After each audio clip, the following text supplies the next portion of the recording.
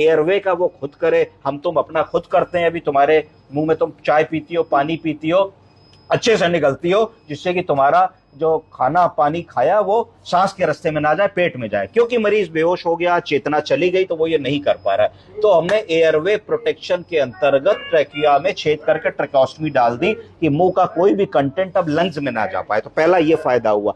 दूसरा फायदा ये हुआ कि जब मरीज बेहोश है, गफलत में है, कमजोर है, तो अपनी खांसी को नहीं कर पा रहा, उसका कफ रिफ्लेक्स उतना अच्छा नहीं है, अपने एयरवे को क्लीन नहीं कर पा रहा, तो हम लोगों ने एक रास्ता बना लिया जिसके माध्यम से हम सक्शन कैथेटर के थ्रू जाकर के उसके ट्रैकिया के रास्ते को, लंग को क्लीन कर सकते हैं, जिससे कि लंग में जो भी सीक्रेशंस हो वो ना बने। तीसरी बात आई कि SpO2 फिल्टर लगाने से क्यों कम होता है, और फिल्टर क्यों लगाते हैं? फिल्टर इसलिए लगाते हैं क्योंकि जब हम मुंह से सांस लेते हैं या नाक से सांस लेते हैं तो नाक में बाल होते हैं और नाक की सरफेस गीली होती है। तो बाल ने क्या किया कि जो फिजिकल इंप्योरिटी थी, जो दिख नहीं रही है कि धूल मट्टी गर्दा, उसको रोक लिया।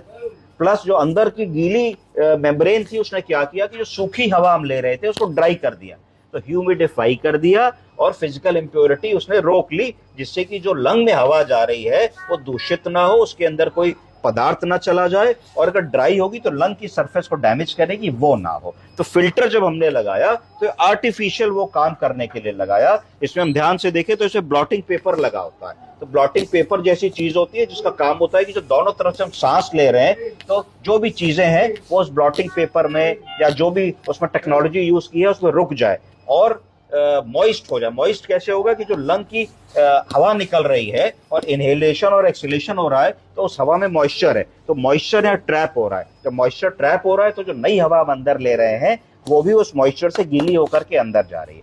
तीसरी बात SpO2 की आई, तो SpO2 का फिल्टर से कोई सीधा रिलेशन नहीं है, क्योंकि SpO2 जब कम होगा वो तब कम होगा जब लंग की जो सरफेस एरिया है, जो गैस एक्सचेंज में लगी है, वो कम होगी। कि अगर मान लो मैंने बड़ी सांस ली तो पूरी हवा अंदर गई, पर अगर लंग में खूब बलगम भरा है, गंदगी भरी है, ट्रैकियोस्मी ट्यूब ब्लॉक हो रही है, लंग खड़खड़ खड़खड़ आवाज आ रही है, तो सरफेस एरिया गैस एक्सचेंज का तो मिला ही नहीं। हमने भले ही सांस अंदर ली पर अंदर सब गंदगी चिपकी है, बलगम चिपका है, सीक्रेशंस भरे हुए हैं, तो गैस एक्सचेंज नहीं होगा। इसका मतलब है कि या तो ट्रैकियोस्मी ब्लॉक हो रही है, या ट्रैकियोस्मी में सीक्रेशंस है, या मरीज को सक्शन की जरूरत है, या मरीज के एल्वियोलर कोलैप्स हो रहे हैं जिसके कारण ऐसा नहीं हो रहा है। तो उस केस में हम लोगों को मरीज को रिक्रूटमेंट करना चाहिए, एम्बू बैग लगाना चाहिए, सोडा बाइकार्बोनेट या डिस्टिल वाटर लगा करके लंग की क्लीनिंग करनी चाहिए, बहुत अच्छा सक्शन करना चाहिए, करवट करा करके पोस्चरल ड्रेनेज करने की कोशिश करनी चाहिए जब तक कि पेशेंट हमारा स्टेबलाइज ना हो जाए। समझ गए? Yes sir.